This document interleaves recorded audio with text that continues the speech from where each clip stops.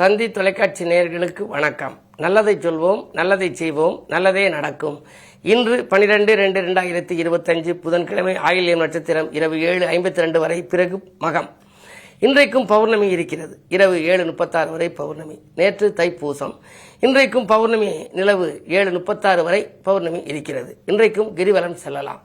பொதுவாக என்னுடைய தலைமையிலே நடைபெறுகின்ற 285வது மாதமாக நடைபெறுகிற செட்டிநாடு பௌர்ணமி கிரிவலம் இன்றைக்கு நடைபெறும். பிள்ளையார்பட்டியிலிருந்து செட்டிநாட்டு பகுதியில் உள்ள பிரபலமான 4 மலைகளை சுற்றி வருகின்றோம். அப்படி வருகின்ற பொழுது வருகின்ற வழியிலே எல்லாம் சிவன் நாமத்தை சொல்லி வர வேண்டும். சிவாய நம என்றோ அல்லது ஓம் நம சிவாய என்றோ சிவன் பதியங்களை பாடிக்கொண்டு வந்தால் சிறப்பான வாழ்க்கை அமையும் என்று சொல்கிறார்கள். பொதுவாக மலைவலம் என்றாலே மலை என்றாலே மலைக்க வைப்பது என்று பொருள். ஒரு இடத்திலே மிகப்பெரிய மலை இருந்தால் அதை பார்த்த மாத்திரத்தில் மிகப்பெரிய மலையாக இருக்கிறது என்று நாம் மலைத்து விடுகின்றோம். அப்படி மலைக்க வைக்கும் அளவு வாழ்க்கையில் உயர வேண்டும் என்று சொன்னால் மலைவலம் வர வேண்டும். அதிலும் சந்திரன் நிலவு நிறைந்த நாளிலே வருகின்ற பொழுது பலன் கூடுதலாக கிடைக்குமாம். சந்திரனுக்கு மற்றொரு பெயர் மதி. மதி என்றால் மதிப்பும் மரியாதையும் நமது வாழ்க்கையில் உயர வேண்டுமானால் மதியை வழிபட வேண்டும். எனவே நிலவு நிறைந்த நாளிலே நாம் வழிபடுகின்ற பொழுது நமக்கு நிம்மதியும் கிடைக்கும், நிகழ்கால தேவைகளும் பூர்த்தியாகும். இன்றைக்கு ஒரு முறை நீங்கள் நமச்சிவாய என்று சொன்னால் 1000 முறை சொல்லியதற்கு சமம் என்று சொல்கின்றார்கள். அந்த நமச்சிவாய பதிகத்தை பாட வேண்டும். நமச்சிவாய நமச்சிவாய நல்ல மந்திரம், நாளும் சொன்னால் நல்ல நேரம் நமக்கு வந்திடும்.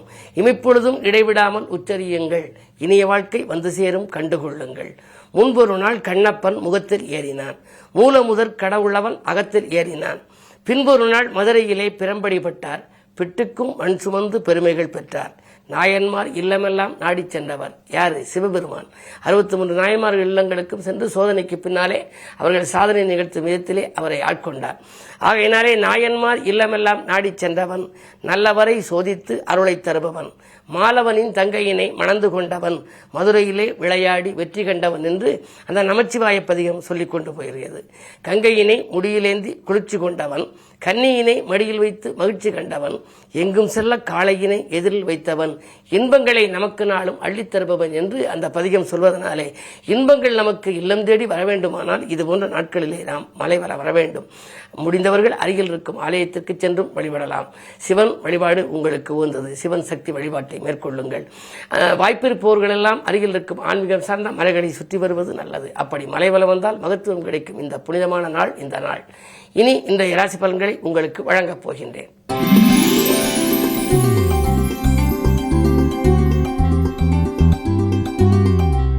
மேசராசி நேயர்களே, மலைவலம் வந்து மகத்துவம் காண வேண்டிய நாள். இன்று மக்கள் செல்வங்களால் உங்களுக்கு செல்வாக்கு கொஞ்சம் கூடுதலாக கிடைக்கப் போகின்றது. கொடுத்த வாக்கை காப்பாற்றுவீர்கள். கொடுக்கல் வாங்கல்கள் ஒழுங்காகும். அதே நேரத்தில் 2லே குரு இருக்கின்றார். 2ல் குரு இருப்பதனாலே பொருளாதார நிலை மிகச் சிறப்பாக இருக்கிறது. எதை எந்த நேரம் நீங்கள் செய்ய நினைத்தாலும் அதை செய்ய இயலும். இன்று ஆன்மீக நாட்டம் அதிகரிக்கின்ற நாளாகவே கருதலாம். உங்கள் வாழ்க்கையிலே மறக்க முடியாத சம்பவங்கள் இன்று மதியத்திற்கு மேல் நடைபெறும்.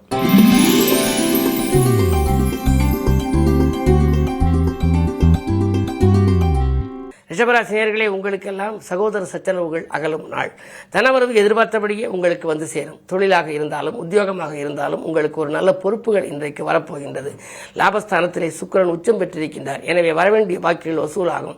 பொருளாதாரத்தில் முன்னேற்றம் கிடைக்கும். மட்டுமல்ல, யாருக்கேனும் பணப்பொறுப்பு சொல்லி நீங்கள் வாங்கி கொடுத்திருந்தால் அதுவும் கூட உங்களுக்கு இன்று வரலாம். அதே நேரத்திலே உங்களுக்கு 10ஆம் இடத்திலே சனி. புதிய தொழில் தொடங்கலாமா அல்லது வைத்திருக்கும் தொழிலை கொடுத்துவிட்டு வேறு இடத்திற்கு செல்லலாமா என்றெல்லாம் நீங்கள் சிந்திப்பீர்கள். உங்கள் சிந்தனைகள் அனைத்தும் வெற்றி பெற நீங்கள் எந்த தேர்ந்தெடுத்த களம் எந்த களமாக இருந்தாலும் அதில் உங்களுக்கு வெற்றி கிடைக்கும் நாளாகவே இந்த நாள் இருக்கின்றது. இருப்பினும் மேலும் நலம் பெற நீங்கள் இந்த மலைவலம் வருவது நல்லது. முருகப்பெருமான் வழிபாடு உங்களுக்கு முன்னேற்றம் தரும்.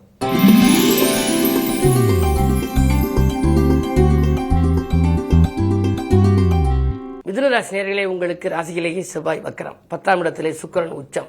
10ல் ஒரு பாவியாவது இருக்க வேண்டும் என்பார்கள். ஆனால் சுக்கிரனோடு ராகு இருக்கின்றார். எனவே கூட்டு முயற்சியில் உங்களுக்கு லாபம் கிடைக்கும்.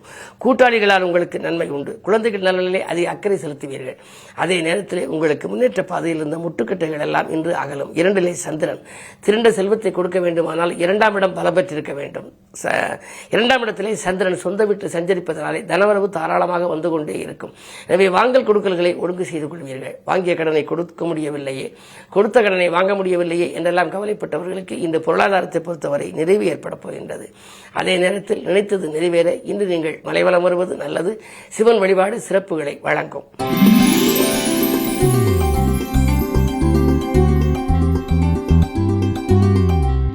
கடகராசி நேயர்களே, ராசியிலேயே சந்திரன்.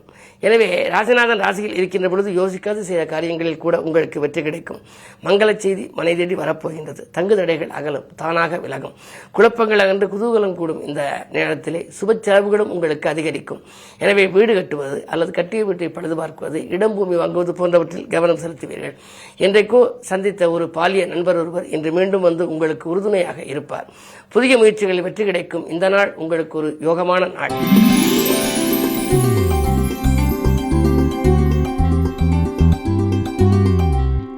சிம்மராசி நேயர்களே, உங்களுக்கெல்லாம் எடுத்த காரியத்தை எளிதில் முடிக்கின்ற நாள்.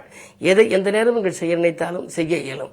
சிறப்பாக செயல்பட்டு பாராட்டுகளையும் பெறுவீர்கள். உத்தியோகத்தை பொறுத்தவரை உங்களுக்கு மேலதிகாரிகள் இணக்கமாக நடந்து கொள்வார்கள். நேற்று உங்களுக்கு மறுக்கப்பட்ட சலுகைகள் இன்று உங்களுக்கு கிடைக்கலாம். புதன் 7ல் இருப்பதனாலே மாமன் மைத்துனர்களில் ஏற்பட்ட மனக்கசப்புகள் அகலும். கரைந்த சேமிப்புகளை ஈடுகட்டுவீர்கள்.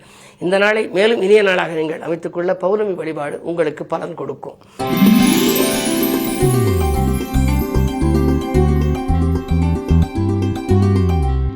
கன்னிராசி நேயர்களே, உங்களுக்கெல்லாம் நினைத்தது நிறைவேறுகின்ற நாள். நிகழ்கால தேவைகள் பூர்த்தியாகும். அதிகார பதவியில் உள்ளவர்களின் ஆதரவு உங்களுக்கு கிடைக்கும். உங்களுக்கே உத்தியோகத்திலே வரவேண்டிய தலைமை பதவி வரவில்லையே என்றால் அது இன்று தானாக வருவதற்கான அறிகுறிகள் தென்படுகின்றன. மேலதிகாரிகள் இணக்கமாக நடந்து கொள்வார்கள். அது மட்டுமல்ல, உங்களுடைய நம்பிக்கைகள் அனைத்தும் நடைபெறும் விதத்தில் குருவின் பார்வையும் இருக்கிறது. குரு பார்க்க கோடி நன்மை என்பதனாலே நீங்கள் எதை எந்த நேரம் இன்று நீங்கள் செய்ய நினைத்தாலும் அதை செய்ய இயலும். இந்த நாள் நல்ல நாள்.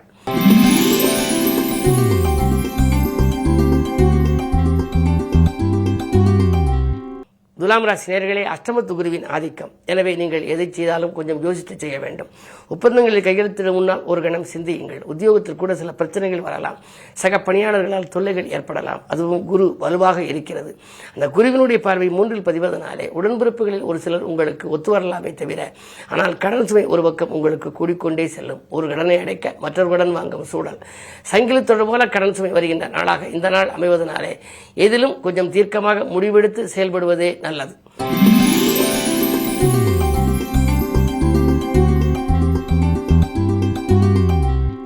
விருச்சிக ராசி நேயர்களே, உங்களுக்கெல்லாம் ஆலய வழிபாட்டால் ஆனந்தம் காண வேண்டிய நாள்.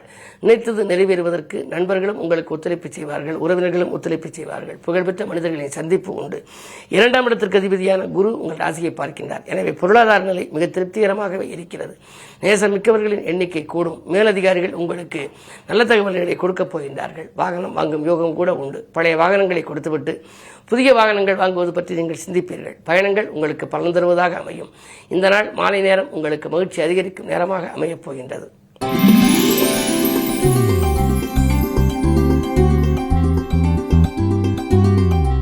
தனுசு ராசி நேயர்களே, உங்களுக்கு சந்திராஷ்டமம். எது செய்தாலும் கொஞ்சம் யோசித்து செய்ய வேண்டும். இறைவனை பூஜித்து செய்ய வேண்டும். அதே நேரத்தில் இறை நாமத்தை வாசித்து செய்ய வேண்டும் என்று நான் அடிக்கடி சொல்லுவது வழக்கம்.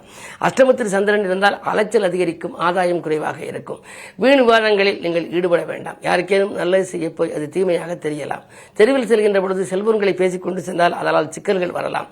பிறருக்கு பணப்பொறுப்பு சொல்லி வாங்கி கொடுத்தால் கூட அதிலும் சிக்கல்கள் வரலாம். எனவே தான் உண்டு தன் வேலை உண்டு என்று இருக்க வேண்டிய நாள் இந்த நாள். இன்று வழிபாட்டை மேற்கொள்வது நல்லது.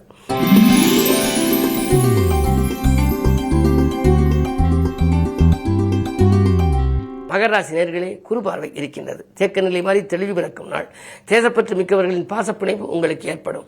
சிநேகிதர்கள் உங்களுக்கு வழிகாட்டுவார்கள். கரைந்த சேமிப்புகளை ஈடுகட்டுவீர்கள். சூரிய பலம் நன்றாக இருப்பதால் அதிகார பதவியில் உள்ளவர்களின் ஆதரவோடு ஒரு சில பிரச்சனைகளிலிருந்து நீங்கள் விடுபடுவீர்கள். 6ல் செவ்வாய் இருக்கின்றார். எனவே உத்தியோகத்திலே திடீர் மாற்றங்கள் வரலாம். வரும் மாற்றங்கள் ஏற்றுக்கொள்ளக்கூடிய விதத்திலேயே இருக்கிறது.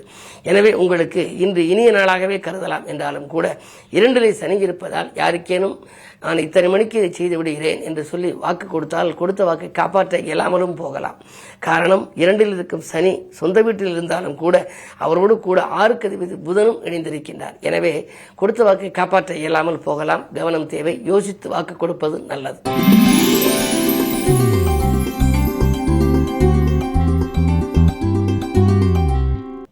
கும்பராசி நேயர்களே, உங்களுக்கெல்லாம் புதனின் ஆதிக்கம் நன்றாக இருப்பதனாலே பிள்ளைகள் வழியில் பெருமை சேரும். பிள்ளைகளின் எதிர்கால நலன் கருதி நீங்கள் தீட்டிய திட்டங்கள் வெற்றிகரமாக அமையும். வரவு திருப்திகரமாக இருக்கிறது. வாங்கல் கொடுக்கல்கள் எல்லாம் ஒழுங்கு செய்து கொள்வீர்கள். அது மட்டுமல்ல, வருமானம் வரும் வழியையும் நீங்கள் கண்டுகொள்வீர்கள். புதிய முயற்சிகளில் உங்களுக்கு வெற்றி கிடைக்க மாற்றிருந்தவர்கள் ஒத்துழைப்பு செய்வார்கள். கோவில் வழிபாட்டில் உங்களுக்கு ஆர்வம் காட்டுவீர்கள். இந்த நாள் உங்களுக்கு ஒரு இனிய நாள், யோகமான நாள்.